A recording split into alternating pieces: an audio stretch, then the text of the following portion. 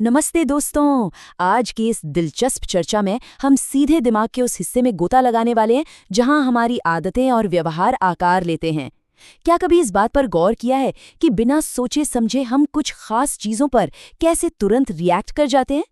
आज Ivan Pavlov की मशहूर क्लासिकल कंडीशनिंग थ्योरी के रहस्य को डिकोड करेंगे और समझेंगे कि कैसे ये सिद्धांत हमारे रोजमर्रा के व्यवहार की सबसे गहरी नींव रखता है। तो चलिए आज के सफर का एक क्विक रूट मैप देख लेते हैं। सबसे पहले हम बात करेंगे आदतों के विज्ञान की, फिर चलेंगे पावलोव के उस ऐतिहासिक कुत्ते वाले एक्सपेरिमेंट की तरफ। उसके बाद कंडीशनिंग के भारी भरकम शब्दों को आसान भाषा में समझेंगे और आखिर में नजर डालेंगे कुछ प्रमुख व्यवहारिक घटनाओं पर। शुरुआत करते हैं हमारे पहले पड़ाव से, आदतों का विज्ञान। मनोविज्ञान की दुनिया में व्यवहारवाद यानी बिहेवियरिज्म की नींव एडवर्ड थॉर्नडाइक जैसे दिग्गजों ने रखी थी। उन्होंने ही सबसे पहले स्टिमुलस यानी उद्दीपक और रिस्पॉन्स यानी प्रतिक्रिया के बीच का सीधा कनेक्शन दुनिया के सामने रखा था। अब एक बहुत ही आम सी स्थिति लेते हैं। किसी की पसंदीदा मिठाई जैसे गर्मा गर्म गुलाब जामुन का नाम सुनते ही अचानक मुंह में पानी क्यों आ जाता है? ये कोई बहुत सोच समझकर की गई प्रतिक्रिया बिल्कुल नहीं है। मानव शरीर प्राकृतिक रूप से उन चीजों के प्रति तुरंत रिस्पॉन्स करता है जो उसे पसंद है। ये हमारी एकदम नेचुरल इनवॉलंटरी प्रतिक्रिया है। यहीं पर एक बहुत ही दिलचस्प फर्क सामने आता है, एक प्राकृतिक लालसा और एक सीखी गई प्रतिक्रिया के बीच का फर्क। गुलाब जामुन वाली बात एकदम नेचुरल थी, लेकिन जरा सोचिए, अगर किसी को करेला बिल्कुल पसंद नहीं है फिर भी वो उसे मज़े से खा रहा है क्योंकि उसे पता है कि प्लेट खत्म करने पर 1000 रुपए का इनाम मिलेगा। ये एक कंडीशन्ड रिस्पॉन्स है। यहाँ बर्ताव पसंद की वजह से नहीं बल्कि उस 1000 रुपए भी शर्त यानी कंडीशन की वजह से हो रहा है। अब आते हैं दूसरे हिस्से पर, पावलोव का मशहूर कुत्ते वाला प्रयोग। चलिए उस इंसान से मिलते हैं जिसने इस पूरे कॉन्सेप्ट को एक ठोस वैज्ञानिक ढांचे में ढाल दिया। इवान पावलोव, जो मूल रूप से एक रशियन बायोलॉजिस्ट थे। दिलचस्प बात यह है कि साल 1904 में पावलोव को पाचन तंत्र पर उनके काम के लिए नोबेल पुरस्कार मिला था। वो कुत्तों के डाइजेस्टिव सिस्टम पर रिसर्च कर रहे थे और बस उसी रिसर्च के दौरान एकदम अनजाने में उन्होंने उस ऐतिहासिक प्रयोग की खोज कर डाली जिसने मनोविज्ञान की दुनिया में तहलका मचा दिया।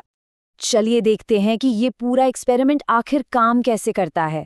इसे 3 हिस्सों में बांटते हैं। बिफोर कंडीशनिंग यानी एकदम शुरुआत में खाना देखकर कुत्ते की लार टपकी, लेकिन सिर्फ घंटी बजने पर उसे कोई फर्क नहीं पड़ा। फिर आता है सबसे अहम हिस्सा, ड्यूरिंग कंडीशनिंग। पावलोव ने घंटी बजाई और ठीक 2 से 3 सेकंड के अंदर कुत्ते को खाना दे दिया। इसे कई बार दोहराया गया और अंत में आफ्टर कंडीशनिंग का जादू देखिए। कुत्ते ने दोनों के बीच का कनेक्शन सीख लिया और अब सिर्फ घंटी की आवाज सुनते ही बिना खाना देखे ही उसकी लार टपकने लगी।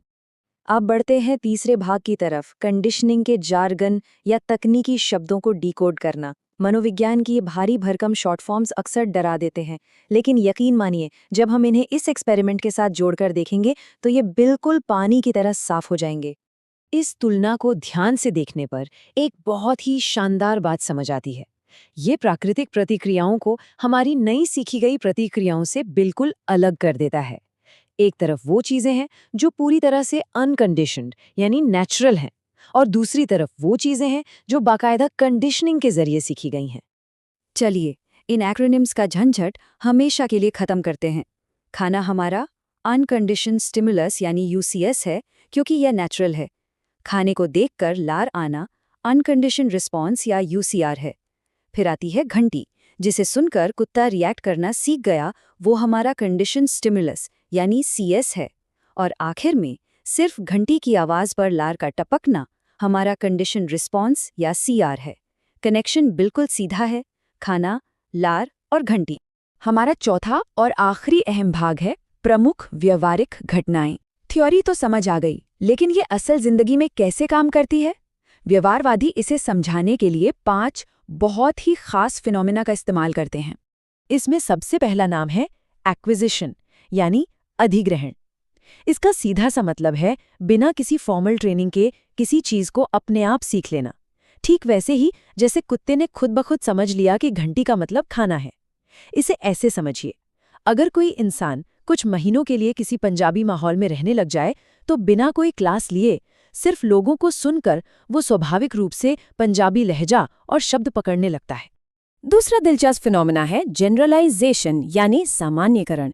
इसमें होता यह है कि एक जैसी दिखने या बजने वाली चीजों पर हमारा रिस्पॉन्स बिल्कुल सेम होता है। मान लीजिए कुत्ते को पैवलॉव की घंटी की जगह घर के मंदिर की घंटी सुनाई दे और वो उसे ही खाने का संकेत समझकर दौड़ पड़े। या फिर स्कूलों में अक्सर ऐसा होता है, छुट्टी के वक्त अगर अचानक किसी बच्चे का स्टील का टिफिन गिर जाए तो उस आवाज को ही छुट्टी की घंटी समझकर सारे बच्चे झटपट अपना बैग पैक करने लगते हैं। तीसरा बिंदु है डिस्क्रिमिनेशन यानी भेद करना सीखना। ये जनरलाइजेशन का बिल्कुल उल्टा है। एक वक्त के बाद कुत्ता ये समझ जाता है कि सुबह बजने वाली मंदिर की घंटी से खाना नहीं मिलता, बल्कि रात को बजने वाली पैवलॉव की खास घंटी ही खाने का असली सिग्नल है। वो अलग अलग आवाजों के बीच सही फर्क करना सीख जाता है। चौथा फिनोमेना है एक्सटिंक्शन यानी विलोपन। जरा सोचिए, क्या होगा अगर पैवलॉव लगातार कई दिनों तक सिर्फ घंटी बजाएं और खाने में कुछ ना दें? जाहिर है धीरे धीरे कुत्ते के मुंह से लार टपकना बिल्कुल बंद हो जाएगा। इसे असल जिंदगी में देखें तो अगर माता पिता रोज शाम को घर लौटते वक्त बच्चों के लिए चॉकलेट लाते हैं तो गाड़ी का हॉर्न सुनते ही बच्चा बाहर दौड़ता है। लेकिन अगर वो लगातार हफ्तों तक चॉकलेट लाना बंद कर दें तो सीखी हुई वो आदत अपने आप खत्म हो जाती है। और पांचवा बिंदु है स्पॉन्टेनियस रिकवरी यानी अचानक से वापसी। मान लीजिए आदत खत्म हो चुकी है, लेकिन अचानक एक दिन अगर गाड़ी के हॉर्न के साथ वही पुरानी चॉकलेट फिर से मिल जाए या पावलव घंटी के साथ फिर से खाना दिखा दें तो बच्चा या कुत्ता तुरंत अपनी पुरानी सीखी हुई प्रतिक्रिया पर वापस लौट आता है। पल भर में वो खोया हुआ व्यवहार अचानक से वापस आ जाता है। और ये सारी बातें बहुत ही शानदार तरीके से इस बात को साबित करती हैं कि इंसानों में भी आदतें बिल्कुल ऐसे ही बनती हैं। एक आइसक्रीम वाले का हॉर्न बजना, स्कूल की घंटी बजते ही असेंबली के लिए लाइन में लग जाना, या फिर बच्चों से होमवर्क करवाने के लिए छोटे छोटे स्टार्स या रिवॉर्ड्स देना। जाने अनजाने में शिक्षक और माता पिता लगातार व्यवहार को एक आकार देने के लिए इस कंडीशनिंग का हर रोज इस्तेमाल करते हैं। तो पावलोव के इस पूरे सिद्धांत का जो सबसे बड़ा और सबसे महत्वपूर्ण निचोड़ है वो इस एक लाइन में छिपा है, लर्निंग बाय एसोसिएशन यानी जोड़कर सीखना। सबसे अहम बात यही है कि किसी बिल्कुल न्यूट्रल चीज को एक स्वाभाविक प्रतिक्रिया के साथ जोड़ देना ही हमारे व्यवहार और हमारी आदतों को घड़ने का सबसे शक्तिशाली तरीका है। तो इस चर्चा को खत्म करने से पहले एक बहुत ही गहरा सवाल छोड़कर जाते हैं। जरा सोचकर देखिए, अगर एक साधारण सी घंटी एक कुत्ते की भूख के पूरे सिस्टम को हैक कर सकती है, तो हमारे आसपास ऐसी कौन सी रोजमर्रा की आवाजें हैं, जैसे हमारे फोन के अनगिनत नोटिफिकेशंस, जिन्होंने बिना हमारी भनक लगे हमारे व्यवहारों को पूरी तरह से कंडीशन कर दिया है? ये एक ऐसा सवाल है जिस पर जरूर विचार किया जाना चाहिए। आज के इस विश्लेषण में बस इतना ही। सीखते रहिए और अपने आसपास की कंडीशनिंग पर नजर रखिए।